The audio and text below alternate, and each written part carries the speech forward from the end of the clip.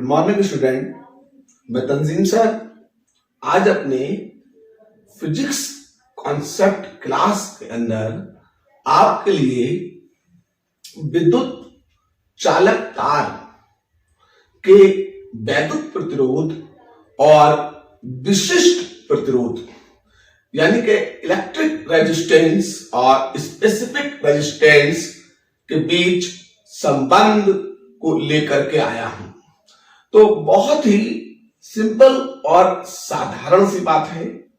तो मैंने बोर्ड पर वैद्युत प्रतिरोध R तथा विशिष्ट प्रतिरोध ρ में संबंध को स्थापित करना है। इसके लिए मुझे एक इलेक्ट्रिक वायर विद्युत तार की जरूरत पड़ेगी और फिर उसके सिरों के बीच विभवांतर स्थापित करके उसमें धारा बहाने के लिए एक बाह्य सोर्स, बैटरी या सेल की जरूरत पड़ेगी। तो मैंने क्या किया, एक विद्युत तार को लिया है, इसे आप चालक तार भी कह सकते हैं। तो इसमें दो चीजें आपको दिखेंगी। पहली, इसके अनुप्रस्थ काट का क्षेत्रफल दिखेगा और दूसरा इसकी लंबाई दिखेगी। तो दो चीजें तो ये इसमें स्वाभाविक होना ही होना है, एक इसके अनुप्रस्थ काट का क्षेत्रफल और दूसरा इसकी लंबाई। अब देखते हैं आगे तरफ हमें क्या करना है। तो मैंने फेस और अर्थ यानी कि बाह्य सोर्स से एक तरफ पॉजिटिव टर्मिनल से और एक तरफ इसे निगेटिव टर्मिनल से जब जोड़ा तो मैंने इस तरह से जोड़ करके क्या किया है, इस चालक तार के सिरों के बीच पोटेंशियल विभवांतर को स्थापित किया है। अब जब विभवांतर स्थापित हो गया तो फिर इसमें विद्युत धारा बहने लगेगी। तो अब इसमें जो विद्युत धारा बह रही है, तो मैंने धारा की दिशा को इस तरफ दिखाया, इसमें विद्युत धारा बहने लगी है। अब फिर क्या हुआ, धारा बहने से धारा घनत्व पैदा हो जाएगा और इस चालक तार के चारों ओर एक इलेक्ट्रिक फील्ड पैदा हो जाएगी। अब विशिष्ट प्रतिरोध और वैद्युत प्रतिरोध के बीच संबंध को स्थापित करना था। तो अगर इसके चारों ओर उत्पन्न वैद्युत क्षेत्र E है और इसका धारा घनत्व J है, J, तो आगे की तरफ हम बढ़ते हैं।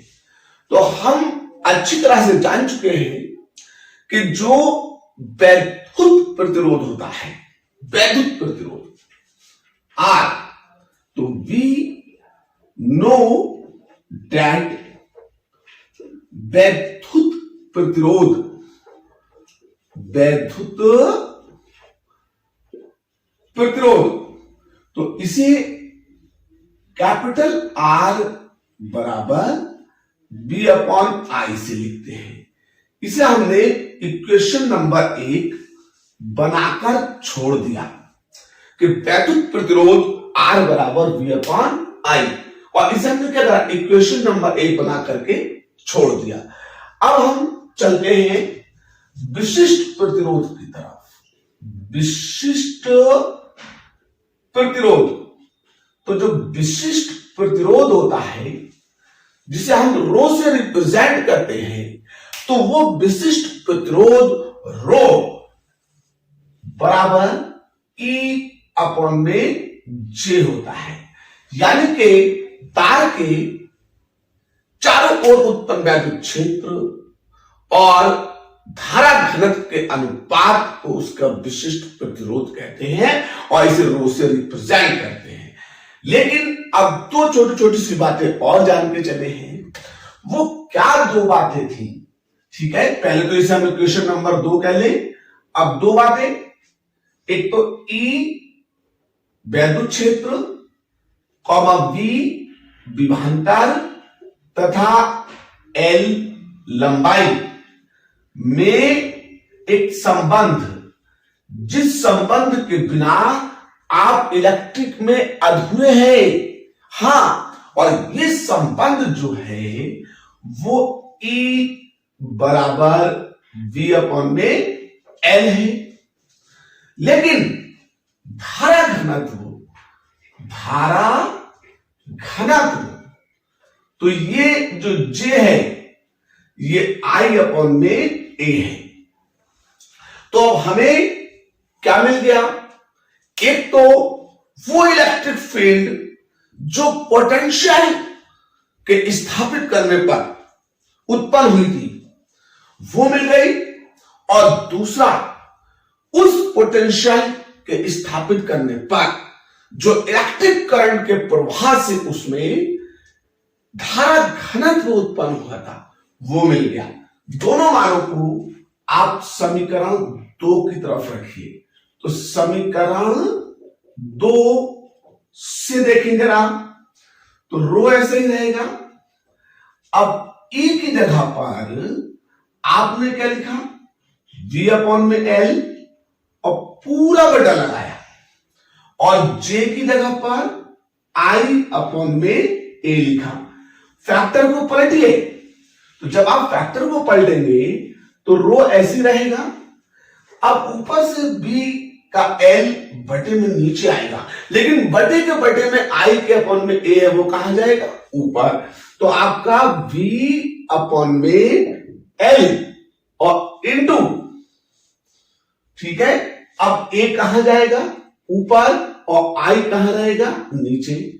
इसे सीधा करके लिखते हैं, तो अब V के अपॉन में तो आप I लिख लीजिए और A के अपॉन में L लिख लीजिए। जरा देखें इक्वेशन नंबर 1 में V अपॉन में I क्या है, इलेक्ट्रिक रेजिस्टेंस है, वैद्युत प्रतिरोध है।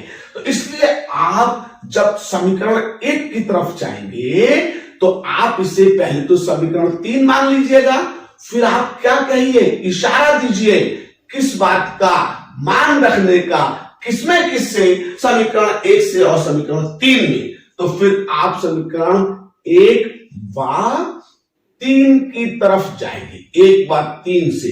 तो रो ऐसी रहेगा, ये R हो गया और A अपॉन में क्या आ गया, L। तो एक तो इससे हो गया। अब इसके मात्रक को आप ओम और मीटर लिखिए, और या अगर आपको R निकालना है, R, तो रो के साथ में L और अपॉन में A आएगा, और इसके मात्रक को आप सिर्फ और सिर्फ ओम लिखेंगे। ठीक है भाई। तो इस तरह से क्या हुआ, हमें किसी भी चालक तार के दोनों प्रतिरोधों, विशिष्ट प्रतिरोध और वैद्युत प्रतिरोध, दोनों के बीच संबंध का क्या मिल जाता है, समीकरण मिल जाता है। और ये यूपी बोर्ड के बाद आप चाहे यूपीटीयू या किसी भी प्रकार की टेक्नोलॉजी में जाइए तो वहां पर आपको इससे वाकिफ और रूबरू होना ही पड़ेगा। तो इसलिए आप अच्छी तरीके से जान लीजिए कि विशिष्ट प्रतिरोध और वैद्युत प्रतिरोध, पहली बात तो दोनों एक ही वायर के अंदर होंगे, और उनके बीच रिलेशन क्या होगा। अगर हम इसे रो से, विशिष्ट प्रतिरोध से पढ़ना चाहेंगे तो R A अपॉन में L होगा, लेकिन अगर हम इसे वैद्युत प्रतिरोध से पढ़ना चाहेंगे तो R बराबर रो इंटू L अपॉन में A आएगा। अब ये ओम मीटर क्यों हुआ, देखिए प्रतिरोध का मात्रक ओम, क्षेत्रफल का मीटर स्क्वायर और लंबाई का मीटर। तो ऊपर मीटर स्क्वायर से नीचे का 1 मीटर कैंसिल ऊपर को हो जाएगा, खाली मीटर तो बचेगा। तो इसलिए आप अब अच्छी तरीके से समझ लीजिए कि अगर आपसे कभी भी कहीं पर भी किसी तरीके के, चाहे वो आंकिक प्रश्न में या फिर किसी आर्टिकल के अंदर विशिष्ट प्रतिरोध और वैद्युत प्रतिरोध के संबंध को पूछे तो आप इस संबंध को इस तरह से हल करके बताइएगा। उम्मीद करता हूं ये संबंध आपकी समझ में बहुत अच्छी तरीके से आया है, और अगर अच्छी तरीके से आ गया है तो आपसे वही गुजारिश है कि आप चैनल को लाइक और सब्सक्राइब कीजिए। तब तक के लिए दोस्तों अगली वीडियो लाऊं, इसका आप खूब अच्छी तरीके से अध्ययन कीजिए। जय हिंद।